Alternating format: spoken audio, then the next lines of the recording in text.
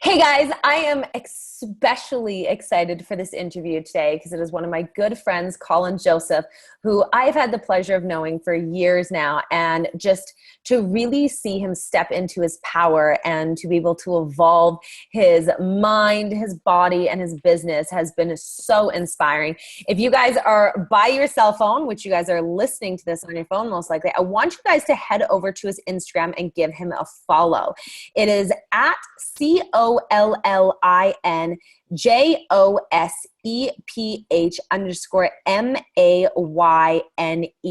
And feel free to send him a message, give him a follow. And also, if you guys are not following me yet, make sure you guys are following me on Instagram at Brittany Michalchuk, BrittanyMichalchuk. Take a screenshot of listening to this episode. I personally reshare everything. Collin, I always see you reshare things as well. So guys, share this on your social media. And I know I'm going to repost it, and maybe Collin will show you some love too, and throw it up on his as well. Cool. Thanks for doing that, Collin. So I wanted to talk to you a little bit about your platform. I love going to your social media and reading your posts, and it's so real. Like, you have this amazing way of being able to communicate how other people are feeling and standing in your own power and being able to be that messenger of what people are thinking and feeling. So how is it that how do you communicate that authenticity and let down those guards to let people in and really be able to transfer that emotion? Yeah, that's a good question. And I guess kind of part of the process is like I was never good at school. I hated school. I hated English. I hated writing. I hated doing essays, all that stuff, which is kind of funny now because all I do is write. Me too. Me too. Yeah, yeah. So like I was saying, like I have like journals everywhere. Like all I do is just like write, and I got like notebooks. But yeah, part of my process is like when I was a kid, as I was sharing with you, I ended up sustaining like a really bad brain injury. I ended up getting hit and like fractured my skull, and they had to remove a big portion of my skull, like the size of a golf ball.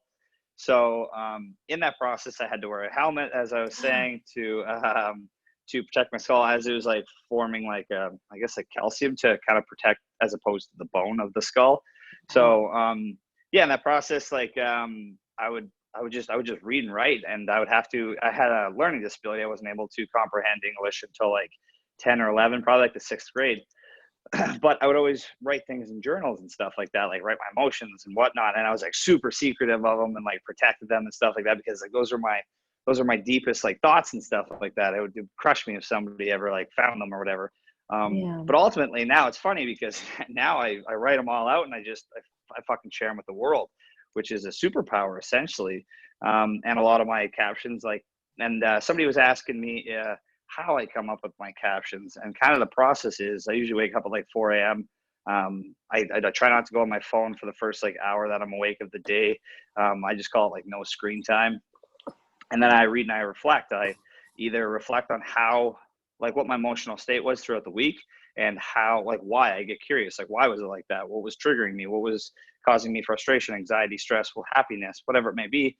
And then I try to figure out how I can improve on that. But in that process, I write a lot of things down in my journals and like these planners and whatnot. But what I do is, in the reflection, it's usually a lot of thoughts that I'm like, oh, this could resonate with somebody had I shared this. Oh. So yeah, so I kind of, from my journals, I take them and I write them in my notes, and then I fine tune it and make it into a caption that's aesthetically pleasing and makes sense, and it's streamlined for people to understand. And if it resonates with somebody, it resonates with them, and if it doesn't, then it doesn't. It's all good. So I love that. yeah, that's kind of how.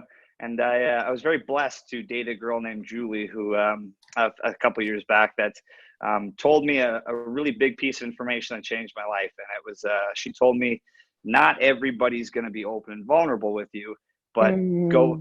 Yeah, so she said, go first. And if you're the first person to be open and vulnerable, people will follow suit. So I've always I've taken that, and it was a game changer for me. So I'm very grateful and blessed for previous relationships and things that I've learned and took from them. So that's kind of how I've always been with my social media. I'll always be open and vulnerable and real. And like, those are the captions that resonate with people. Like Yes. vulnerability and authenticity resonate with Yes. people. Not your highlight reel of your fucking wins and perfect pictures and all that stuff. That doesn't resonate with people. No. People resonate with realness. So yeah. I love that. I took so many takeaways from that, and I know the audience did as well. One of them being that you have a journal that you practice writing. And so I think that, I mean, we both are content creators. And so one of the things that's so important is not everything we write makes our newsfeed. Oh, yeah. No, like, there's like stuff that like I'll reread it like a month later and I'm like, what the hell does that mean? I know. And like, it was like, well, I think writing. a little bit differently. I don't know if I would say this, but I tweak it a little bit, but because there's so much more that you just grow and learn and you evolve and your concepts evolve. But my point is that in the audience, people want to learn how to create that good content. Guys, practice, create more content that you post, create like essays of content and pick out the best stuff, because so many people want to be this influencer. Like, what, you have 700,000 followers on social media now? Yeah, I mean, something like that. Yeah.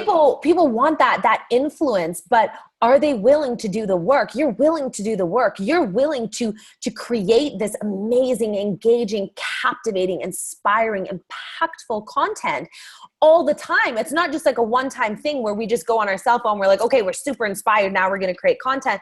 I mean, for me personally, tell me if you do this, but I go to my notes and I'll go and create all this content. And then I will go and I'll pick apart like sentences of stuff that I like. I'll pull them into a new notes, and then I'll deep dive into it. I'm like, okay, I really like this concept. I think this is going to resonate with my target demographic.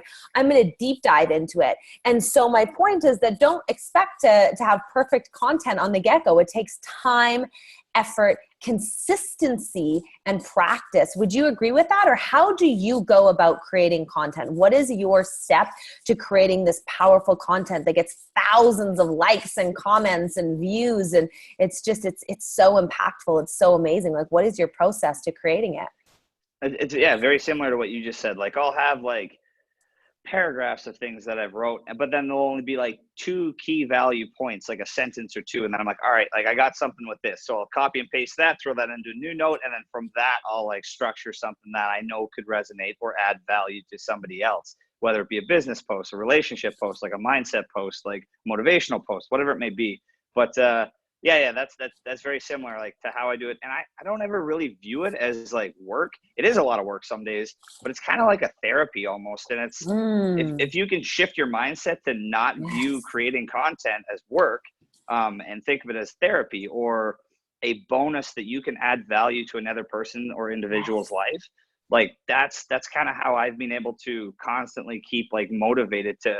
Like, if you view it as work, you're eventually going to like not want to do it some days, and it's going to be shitty and stuff like that. But if you view it as like a therapy and you enjoy it and you're getting positive feedback from what you're sharing, that keeps you motivated. So that's kind of how I've always viewed my social media and stuff like that. Because like there are days when like you're like, oh, I don't feel like writing anything, or you're just not feeling inspired, or you got like maybe like brain fogged or whatever you want to call it. Yeah. But and then you get those positive messages, those DMs of people being like, yeah, like you changed my life in this manner, or I totally related to you in this, or whatever it may be. And you're like, all right, cool. Like, I got to keep this going type thing. Like, people are kind of relying on me type thing. So yeah, it's really cool in that sense.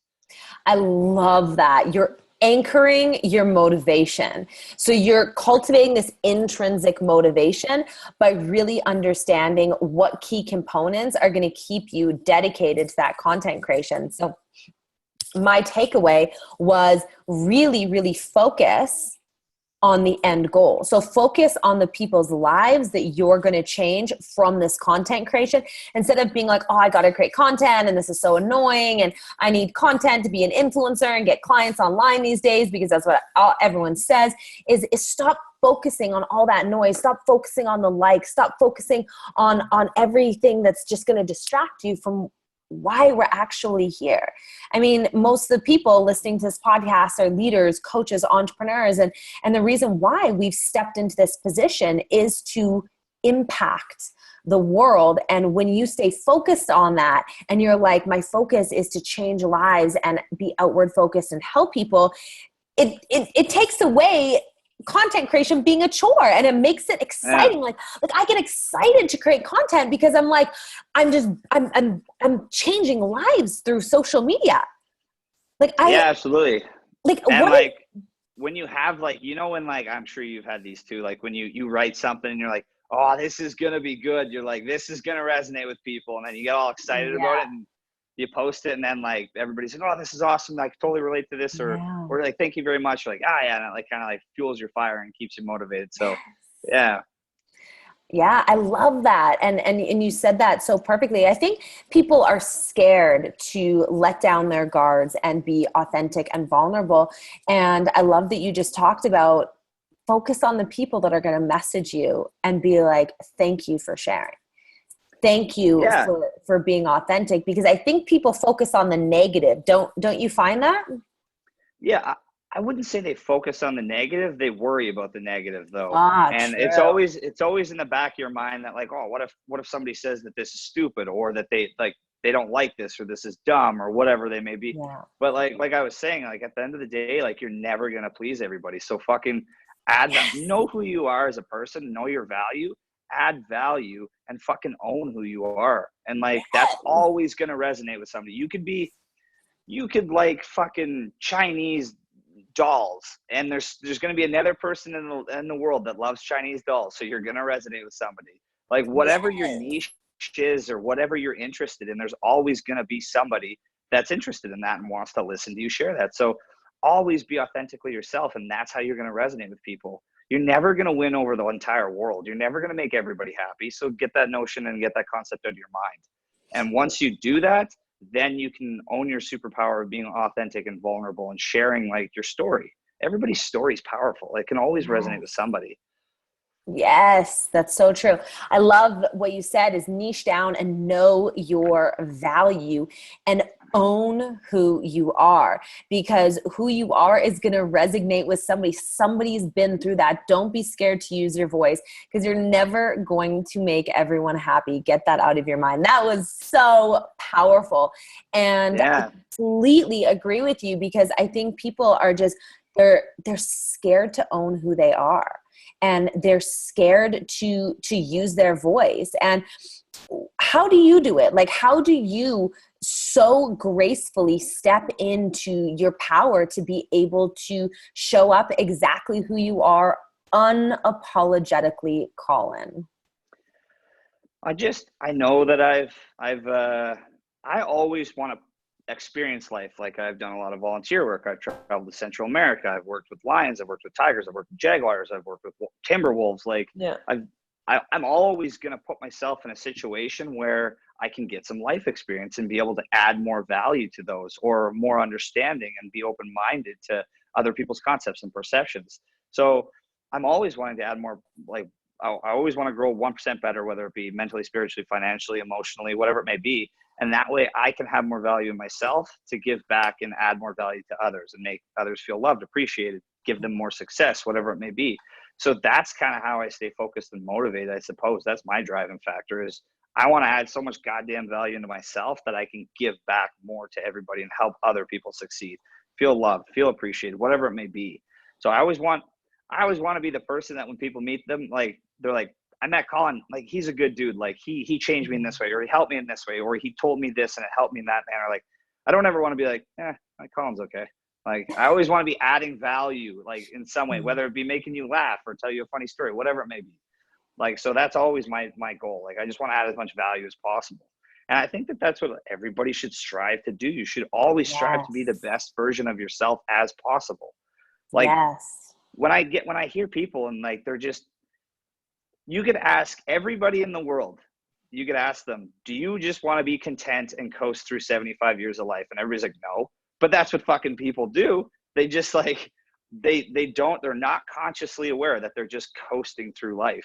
And like, you need to like, and that's why journaling is so important. If I read back and I read in my journal 3 months ago, and I read my mindset and where I was 3 months ago, if I haven't evolved from that, it pisses me off. Me too. I'm like, well, what the hell have I done for the last 3 months? So like, I'm constantly reevaluating myself. Like I always want to be growing and progressing. I don't ever want to be in the same spot that I was a month ago or 2 weeks ago or a year ago. I love that. Yeah. I love that you talked about just getting better 1% every day. And And that, everybody can, whether it's learning a new word in Spanish, or whether it's, I don't know, doing one more exercise, going out rollerblading. I bought rollerblades today, by the way. I'm super excited. Yeah, I'm super excited to go go out. I'm gonna go team. out right after this. That's awesome. You have to take a little Instagram video. Um, I will for sure. and do some fun tricks. You'll have to show me up and do some fun stuff. Do the thing where you the bird and all the yoga poses on the rollerblade. all I keep picturing is that scene in Big Daddy when the dude's going through all the things, and then they Yeah, throw the stick in front of him and he wipes it out. that's That's gonna be awesome. me. That's awesome. But yeah, like do something new that you haven't done. Like I haven't rollerbladed in years, and it was funny because I saw you rollerblading in one of your Instagram stories. I was like, fuck, I haven't rollerbladed in a long time. Like I used to play hockey. I'm like, yeah, go get some rollerblades, and like it'll be a good exercise for Vega. I'm gonna run her out. I'm gonna get good exercise. So always do something new that like challenges you, that you enjoy, or that aids in your life. So that'll be good. Cool. Side note for all my little rollerblade junkies out there. The other thing, Colin, is get those bands, and this contributes to your concept of getting 1% better. So I obviously rollerblade every day, 6 to 7 days a week, and so I kind of maxed myself out at challenging myself from rollerblading. Even if I go up like the largest hills and rollerblade, I can rollerblade for like 4 or 5 hours. So what I did is I got those bands. So if you have any bands around your house, put them around your waist or your knees when you're rollerblading, and it Oh really, really works yeah. out your glutes and your legs, and it's like such a powerful workout. So yeah, always be focused on leveling up the bar. And that's one thing that I value about you as well, is you're always pushing the envelope. You're always pushing yourself. You're always strategically being like, how do I become a better version of myself? And the other thing I like that you said is everyone wants, and this is one of my favorite quotes, and I think that if the audience really, really, really embodied this, they would be able to create more successful business partnerships and just business relationships. And it's this is all humans share one thing, and that is to feel desired, loved, valued, and heard. And when you can show up for people and make them feel appreciated, they're going to go to bat for you. I mean, people don't care until they know how much you care. And so I think that's such an important component in business, is to, when people take time out of their day to reach out and compliment you, to engage with your following, to engage with your clients, and make sure they know that you care about them. Because some people just don't care. They view social media as a numbers game, and they're not in it for the right reasons. And that's what I appreciate you, is you're in it for the right reasons and your outward focus. And the other thing that you touched on is this growth mindset. I mean, how do you cultivate this growth mindset? You're so dedicated towards always becoming a better version of yourself. Like, where does that come from? How can our audience become more focused on a growth orientated mindset themselves? It's no different than anything like working out. Once you start seeing results, it becomes addictive. So, Ah, and it's no different than with like personal development. Once you start seeing personal development and growth, you're going to become addicted to it. yes. So like that's why it's so important to be reading and like reflecting and growing and developing and stuff like that. Yep. Yeah, I completely agree with you. Speaking of which, what is your favorite book? You love books. You read so many. What is it? I don't have a favorite book. Probably one of my favorite books is How to Win Friends and Influence People by Dale Carnegie. Um, Mm. but like that, the Five Love Languages by is it John Chapman? I think it's John Chapman. Chapman. Yeah, and then uh, I'm trying to think of books that like I've taken like big things from. Another book that I took, it's a super easy read. It is called The Seven Signs of Spiritual Success. It's by Deepak Oh, Chopra, and there's one of them. I think it's the Seven Laws of Spiritual Success is what it is, by Deepak Chopra, and I think it's like the sixth one. He talks about emotional energy, and you're only allotted so much emotional energy. So yeah. whether it just I always picture it like a cup. So would you ever want to invest any of this allotted amount of emotional energy into negative things throughout the day? And it really puts things into perspective as to what you invest your attention and time into. Like, is, say you get a speeding ticket. Are you going to sit there all day and invest so much emotional energy into that speeding ticket, or just fucking pay it, understand, comprehend that it sucks and not to get a speeding ticket, or whatever it may be, don't speed, and then carry on with your day? Like, it's so important to understand where to invest emotional energy. So probably those three books stick out in my mind. That's so true. Where are you going to invest your emotional energy? And also, I will do a link in the show notes to the book. And the Five Love Languages is by Gary Chapman. And it's a powerful book. It's a phenomenal book. And one of the biggest takeaways that I really got from that book was that, and this I think relates to business as well, is you need to speak to people in their language. Like when you're talking about your brand online, you need to speak to them in their language. If your target demographic is like women, you can't be like super abrasive and swearing and just like, that really like masculine energy. However, if your target demographic is males, I mean, you can bring more of that masculine kind of cutthroat business energy.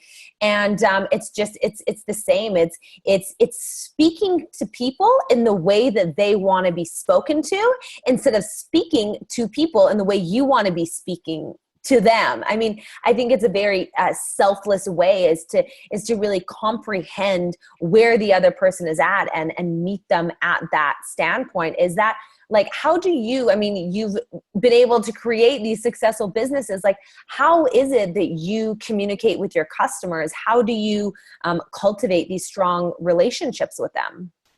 It depends. If it's, how would I word this? If it's somebody that I'm going to be working with continuously, like say somebody joins in and they want to work with our business coaching company, which is Fortitude 100. I'm going to be on Zoom calls and stuff like that with them. And it's different. Sometimes I'll have a girl that's really soft spoken, and I can't talk to her and I can't communicate with her the same way that I would communicate with like a really masculine guy or something, where I could be like, hey, listen, like, you can't be fucking doing this and stuff like that. And like, you need to do this, this, and this, and that. Like, so I can't talk to her in that manner. So it's really important to be consciously aware of how people receive and interpret information. So that book, The 5 Love Languages that we were talking about, just because it's about romantic relationships, it transpires into everything in the business. Like, you need to understand that you can't talk and operate the same way with everybody.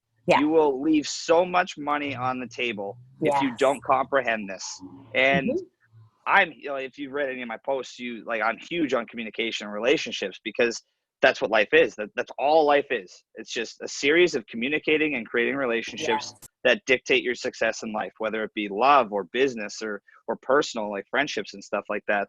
And it's so important. And don't overlook the fact that you can just blatantly ask people, hey, how do you receive information best?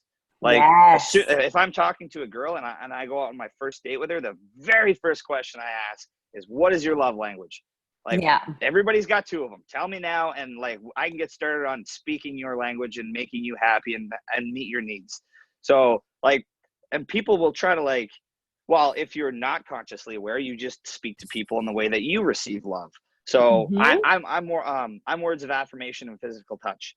Like, that's just what I like. I like feeling like people can communicate with me and they can tell me that they respect my core values, my beliefs, my whatever it may be. And I like physical touch. Those are my love languages. So that's how I'm going to obviously naturally try to communicate with another person. But if somebody else is not that, they're just going to be like, why is this guy fucking touching me all the time? And why does he keep telling me that I'm beautiful, or I look this, or I'm smart, or whatever it may be? Like, they don't care if that's not their love language. So it's very important to be consciously aware of that, especially with business too. So don't overlook the fact that you can just point blank ask somebody. My biggest pet peeve, it's the only pet peeve I have, is wasted time. So I'm going to be the most direct person and ask the direct questions, so I don't waste time. So it's always just been how I am. And seems to work for me. Oh, 100%. And I think you really touched on it is to be consciously aware, to really tune in to those unconscious clues, to be able to meet people where they're at in business and in life. It's like really focusing on tuning into the other person's energy and being like, in business, okay, am I being too forward, or am I not being forward enough? And really being able to interpret those clues to be able to show up how they need. Because I mean, especially in the coaching space, there's a lot of coaches and entrepreneurs that are listening to this. I mean, people need this work. I mean, people say the coaching industry is saturated, and I say the coaching industry is not saturated enough. There's so many people, you guys, this is so important. This is so important because so many people want to become coaches and they're holding themselves back because they're like, there's so many people in this industry. How many people do you know, Collin? Okay, let's do an experiment with you and everybody listening to. How many people do you know? Start counting on your hand. Start counting in your mind while I'm saying this that could use a coach. That either is stuck, like your family or your friends or your ex-boyfriends or girlfriend or your ex-best friends, peers, bosses. I want you to start thinking in your mind, how many of those people could benefit from a coach helping them with victim versus responsibility? So helping them take ownership of their life. How many of them could focus on becoming more happy or creating more joy in their life? How many of them could focus on becoming more disciplined, having a more structured mindset? How many of them could focus and benefit from cutting out toxic relationships in their life? How many of them could focus on this growth mindset, improving themselves 1% every day, creating these conscious discussions? And you're going to tell me the coaching industry is saturated. I'm going to tell you we need more people doing this work. You know? Yeah, and that's what I always say. Everybody in the world, like, and that's the beauty with social media. Like, it's not like you're just you're just stuck in Los Angeles. Say you're in Los Angeles or Toronto, Canada. Like, with social media, you have the entire freaking world at your fingertips. So how can you think something is going to be saturated when you have 7+ billion people to talk to? Like, and if you're giving a value that everybody needs, like mentorship or coaching or guidance, or like I work with a lot of people that want to get into the online training because I have my online training business and I scaled and grew it very successfully. So a lot of people want to be trainers and they're like, I hear it all the time too. They're like, oh, but personal training is so oversaturated. No, it's not oversaturated. Like, you have the whole world to speak to, and what you say and how you operate is completely different than everybody else. Yes. If you start mimicking and copying what other people are doing, well, then it becomes oversaturated because there's already a person out there doing that. But if you do it in your way and you add your style and your authenticity to it and your value, it'll never be oversaturated. Yeah. And I always, like, it's interesting because on all my applications, so through my marketing company, my personal training company, and my personal coaching company, there's one question that's always the same in all my application processes, and it's, why did you choose to work with me? Yeah. And I would say 98% of the answers that I get is because I like who you are, or I resonated with you, or I like your values or your beliefs. Like, that tells me right there that that's why people are choosing to work with you. So that's your fucking superpower. Be you. Mm-hmm. Like, there's only one of you. Can I interrupt you? Be the best version of you. Absolutely. And like, I think that's also why I'm always striving to grow and progress, because I have all these people that I want to give more value to them. So I want to be more value. Like, I don't want to just be the same person that I was 6 months ago. Like, I want to have more value in myself so I can give back more to my clients or my friends or my family or everybody. And everybody should strive to be the best versions of themselves. Yes. Yes. And that's so true, is you can only help people to the level that you're at. And so if you're not always growing and you're not always evolving, I mean, as a coach, as a leader, you're going to cap yourself at the capacity you can help people. And I love that you say that you look back and you look at where you were. And I completely agree with you. I look at the coach that I was 6 months ago, even a year ago, and just the capacity of evolution that's happened. You pick up new tools and new resources along the way, and you're able to help people better. And so I think that one of the focal points and one of my big takeaways and inspiration from even hearing you speak is how dedicated you are on always growing, having that growth mindset, getting 1% better, because it's going to help you immensely in your life, but it's ultimately going to help everybody around you. It's ultimately going to help every single client that you interact with.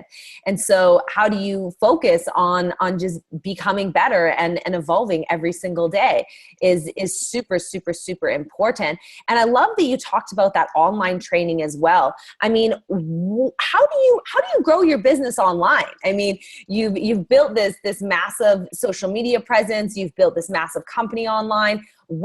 Tell me, what is your secret sauce? Just being myself. Obviously, like I always say that, like the biggest thing is always being yourself and being authentic and adding value. That's the biggest thing. But at the same time, you need to also understand that there are a lot of strategies to social media. The algorithms with the Instagram and Facebook and stuff are constantly changing. So you need to be doing research and staying on top of that, and staying on top of different trends that are allowing your videos and stuff like that to be seen more, or your posts to be seen more and stuff like that.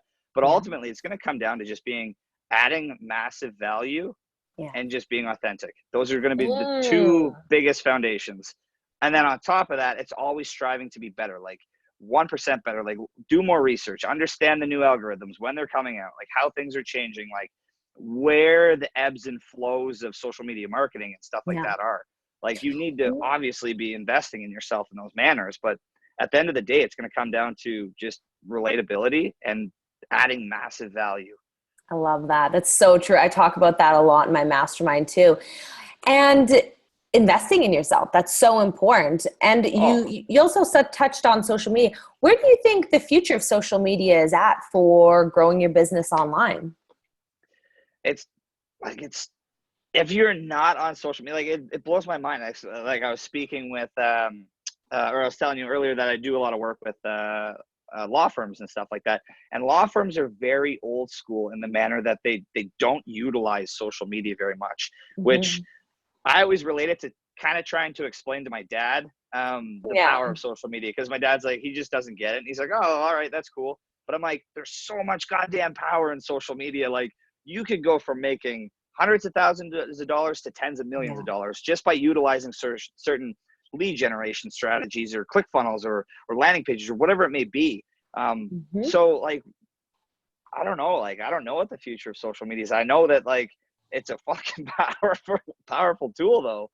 So I remember, it was it's interesting. Like there's always different strategies. And I remember the very first day that I learned about ClickFunnels and landing pages.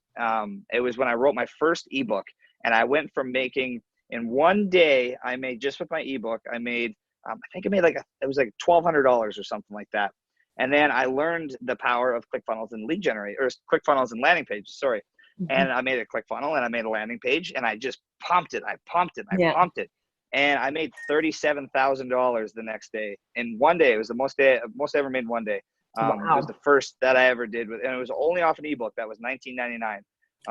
But I had the reach and that's when I was like, oh my God, that's how powerful social media is. So if you have a product that you're selling for, I was selling mine for $19.99, you can reach the fucking world. That's what you need to comprehend. Like you're not just limited to Canada or one city in the United States. Like you have the power to reach the whole world. And if you add value and people get behind you, you can make, it's very profitable. I love that. So do you mostly focus on organic sales through your social media or mostly paid ads? Both. Like, because I have a bigger social media following, I can rely more on organic and stuff like that, which I do. But I also obviously invest in like Facebook ads and ad spend and stuff like that. Whether it be a product that I'm selling or a service that I'm selling. So it all depends on like what your business is and understanding your market and where the best financial investment is for like organic or paid. Yeah. What have you learned from doing organic or paid traffic? In what sense? Like, what do you mean? What have I learned? I feel like so many people listening to this are interested in doing paid traffic or growing their social media through organic traffic. What have you learned from that? So probably the biggest thing, I didn't personally like learn it the hard way myself, but with my marketing company, I hear a lot of times people just, I always say like throwing shit against the wall and seeing what sticks, because they just throw a bunch of money at a company for Facebook ads or whatever it may be. But the company that they're paying, you need to understand that like you can earn a large ROI or return on investment from paid ads, but you need to understand where you're investing those paid ads. So you just throwing money at somebody to do paid ads, say for Facebook ads, like you have to have your demographic and who your ideal client is. You need to understand these analytics in order to maximize your ROI. So a lot of times, like I'll hear a lot of people that are like, well, I paid $20,000 for in ad spend and we saw a $1,000 back. I'm like, well, that's because you didn't hit your demographic and you weren't following the proper analytics so it's like, and luckily I didn't learn that the hard way myself, because I was kind of aware of that going into when I did start getting into ad spend. So understanding who your demographic is, your niche market, like where your ideal clients are, like their age, whatever it may be, their sex, and just really doing your research on what you're investing your money in. Don't just throw a bunch of money at ad spend and be like, all right, well, I'm going to get a bunch of sales back and profit back. It doesn't work that way. You can lose a lot of fucking money really quick.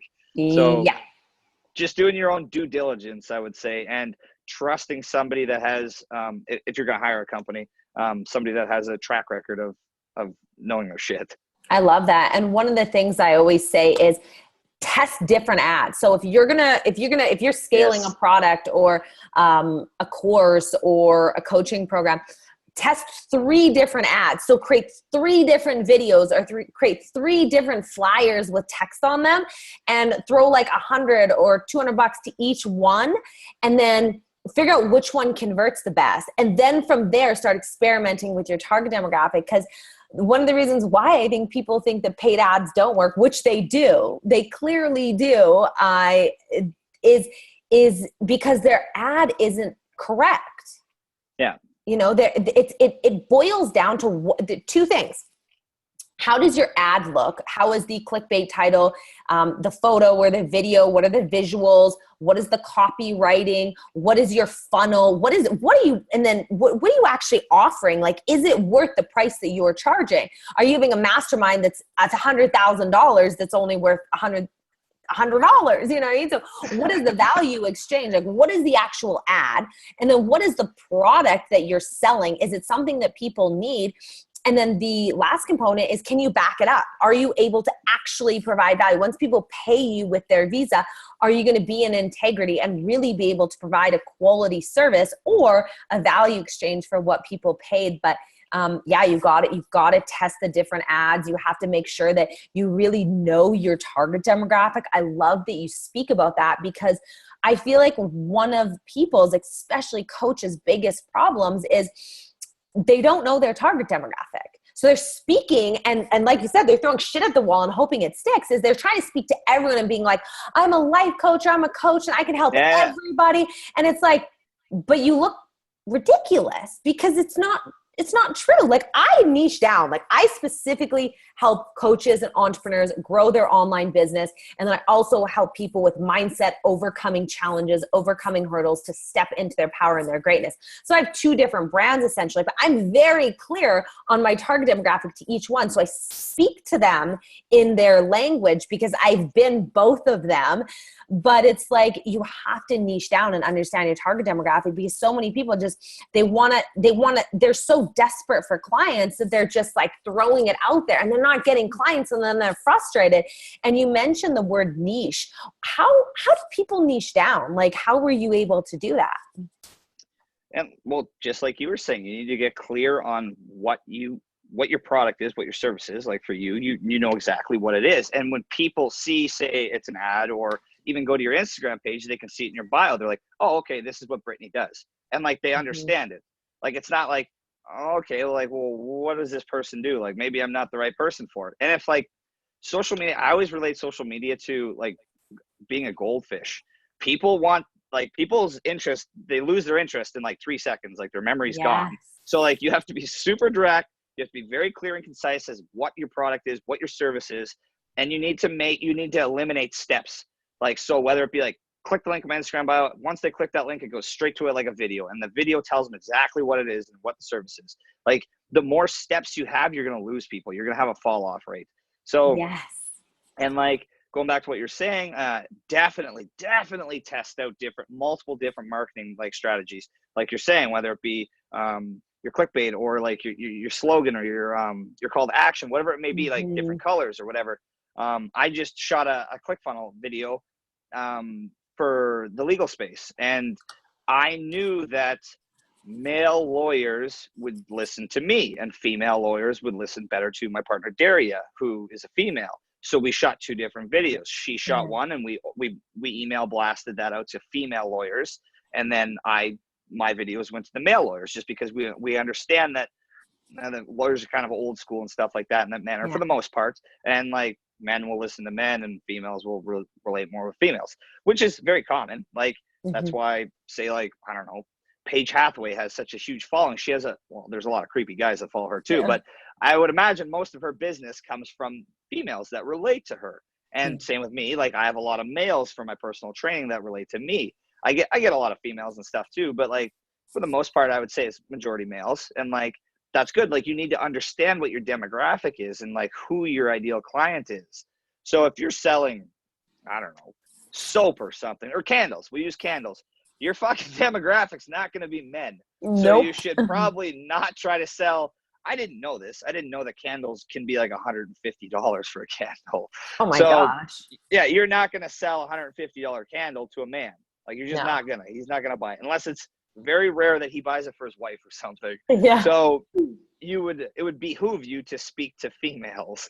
So it's so important to know your niche and who your ideal client is. So yeah, if you're going to start a business, sit down, like, understand your state, which is your state of mind, and like what's driving you to do this.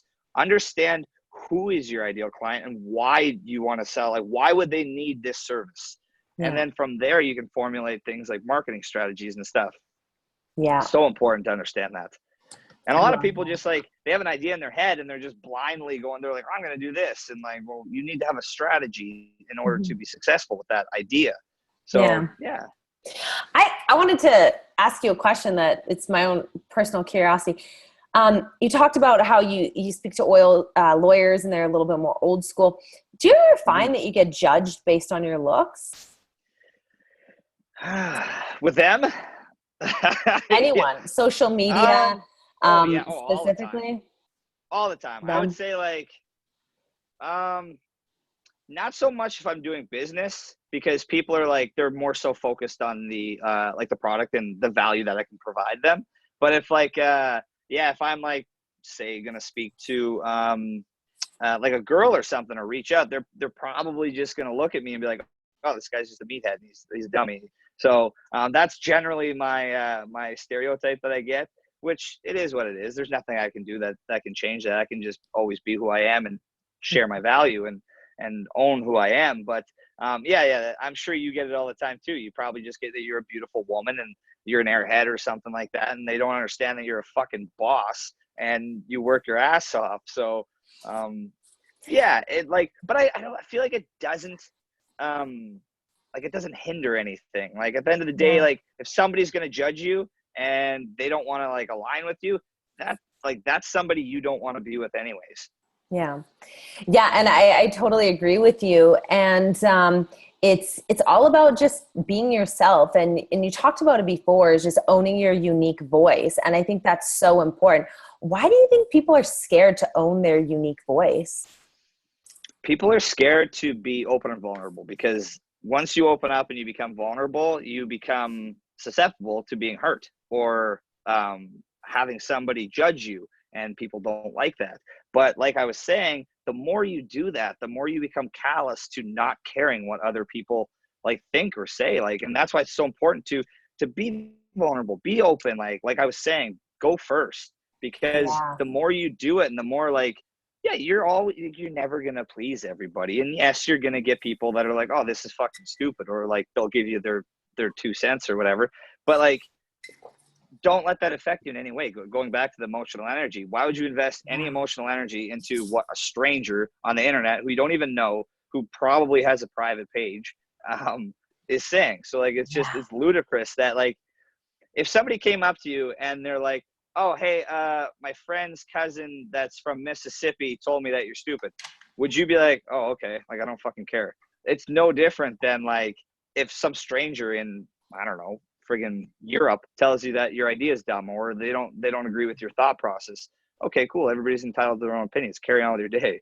Like, you just need to get past that. Well, I liked what you said. It's building that callous muscle. And I think that I used to be so concerned about what people thought of me. And now I just am so comfortable being myself. And I really, truly understand that if people don't like me, they're lost. And before it used to be like, oh, I want everyone to like me. I want to please everyone. And the second that I stepped into my own power to be like, you know what, this is who I am. And if you don't like me, great. 7.5 billion people on this planet. And I do not need to appease every one of them. I don't. Yeah, absolutely. And like, I'm always forever grateful that like, I got like, I had like a tougher childhood, like when I was sharing with my brain injury and stuff like that. I got made fun of a lot because like when I got into high school, like I was the weird kid that if I just wanted to run with my arms behind my back, I'd go run down the hallways. I didn't give a fuck what anybody else thought. And like, it was always just like, why is he doing that? I'm like, I don't know. I just felt like doing it. So like that kind of transpired into like, so I was able to kind of callous my mind when I was younger, which I'm very grateful for. But if you're somebody that hasn't done that, start today. Just fucking be yourself. Do whatever makes you happy. And who cares what other people think? As long as it's not affecting anybody else. Like, I don't know. I'm not saying go out and like kidnap puppies or something like that. But actually, no, please do. And then drop them off at my doorstep. I'll send you my address. Hit me up in the DM. I'm going to send you my address and you're going to go kidnap those puppies and drop them off. Just kidding. No, I completely agree, you know. It's being able to distance yourself from things that don't make you feel good. And I think this is the same for you is only keeping cheerleaders in your life, like keeping people around you that lift you up, because we live in a world where there's so many messed up people. Like so many people deal with jealousy and insecurities and their own shit. They're in their own self-sabotage. And so anyone that's doing anything or moving and shaking is going to have resistance. And so when you are able to comfortably and confidently step into your own power and build that callous mindset where you stop caring about what people think and start basing your perception of yourself on what you believe. Because this is why I think the one of the biggest things that holds people back is fear of what other people will think, fear of judgment, and, and fear of people not liking them. Like nobody fears being liked. Like nobody goes up on stage or wants to post on social media or wants to, you know, reach out to people to get clients. They're like, I'm really scared that people are going to like me and hire me. I'm really scared of rejection. I'm really scared of what people are going to think in a negative context. And so when you're able to not allow those people to affect you and truly get your self-worth from internally what you believe, you step into your power, which you've done so articulate and so gracefully to be able to show up and just speak your truth. And that's one of the greatest things is I think that you're able to show up and speak your truth. And that's what really gets people behind you is that authentic confidence and that authentic capacity to own your greatness and own your power and just, you know, be like, fuck what people think. And so do you experience a lot of haters, or do you have any circumstances where people have said things to you? I feel like I used to when I first started doing when I just first started posting whatever the hell I wanted to on social media. But I think that it's like people just like know that like that's who I am now. So like I don't get much like. It's very rare. Like if I make a post and it gets 500 comments, I would say like 2 of them maybe are like people that are like, this is dumb or that's stupid. And I'm like, oh, okay, whatever. But like, I feel like I got it more when I was first starting to like be open and vulnerable and sharing stuff like that, which was kind of more difficult, obviously, because it was new to me and I was testing the waters type thing. But like now, no, like that's just who I am. So like people like, and I feel like people see that in the comments. So if you were going to write a shitty comment, you probably see 80 other comments that are like, yeah, this is awesome. Like this totally resonates with me. And that makes people think twice about like being that one person out of the crowd. I Yeah. think that might kind of be the psychology of it. But yeah, like I don't get much hate. And like, even if I do, I just fucking block them or I delete them or whatever. Or I'm like, or I'm like, hey, you're entitled to your own opinion. Cool. Like, Right. And one of the things that I think the reason, and I'm so happy you shared that as we're wrapping up, is you used to get more pushback when you broke off into this, into yourself. You shed like a caterpillar and you just like broke into becoming that butterfly. I know it's a crazy analogy, but you really started to embrace who you are and grow into who you were meant to become. And I agree with you. When I branched off, and that's the hardest part. The initial part is the hardest part. When I went from having my jewelry company to becoming a full-time coach, I had so much pushback in the beginning because people, and this was what it boiled down to, and I want the audience to really understand this because I feel like so many of them want to break off into coaching. And it's important to understand this is when you first start, you will get pushback. So we're not going to sit here and bullshit you and be like, it's all done. It's all fancy roses and sunshines. Is when you first start, you will get that pushback. But once you're at it for a while, and once you create that new identity, then it becomes easier because all the people that don't resonate with that message, that aren't positive, when you're putting positivity out there and they're resisting it because they have their own shit, they're very negative people, then you're going to get rid of those people. Those people are going to unfollow you. You're going to start rejecting those type of people that are the naysayers, that are the critics, that are literally just unhappy with themselves. So all they do is bestow this negative energy on other people. But what's important is as you grow into who you are meant to be, you're going to start attracting like-minded people. And you're going to start to feel so much more comfortable to be yourself and so much more confident to be yourself and use your voice because everybody around you, like these kind of conversations, like I used to be terrified to have. Like, do you remember when you were first starting out and you wanted to talk about like consciousness and mindset and productivity and all this stuff? And it was kind of coined as woo-woo. And now it's like, these are the only conversations we have. So it's not anything different. But when you're first starting out, it just seems very intimidating. So for anyone that needed to hear this message, just stick with it because what Collin said was right. When you first start off, you're going to get that pushback. And as you grow, you're going to start attracting the same type of mindsets and the same type of people around you in business and friendships and everything so that you can just be comfortable being yourself. And so stick with it and don't get deterred from that. And what do you think? Like, was that something similar that happened to you as well? Yeah, absolutely. Like you're always like, yeah, I agree 100% with what you're saying. You're always going to have that pushback, and it's because it's something new. People are like, oh, like what are they doing now? Like that's not who they are because they have this perception of your identity, and like now you're adding more value or you're changing that. So people, yeah, you'll get that pushback more like when you're first starting, but just keep going and like you're going to callous your mind. You're going to keep growing, and as long as you're adding value and you know you're going down the right path or whatever your brand or your image may be, it doesn't matter. Like you're gonna, like it's gonna be best for you. So just keep grinding, keep pushing, and keep posting, doing whatever you want. I love that. What a perfect way to end this podcast. Is there anything that we missed? Is there anything you want to talk about? Was there anything you want to add as we wrap up?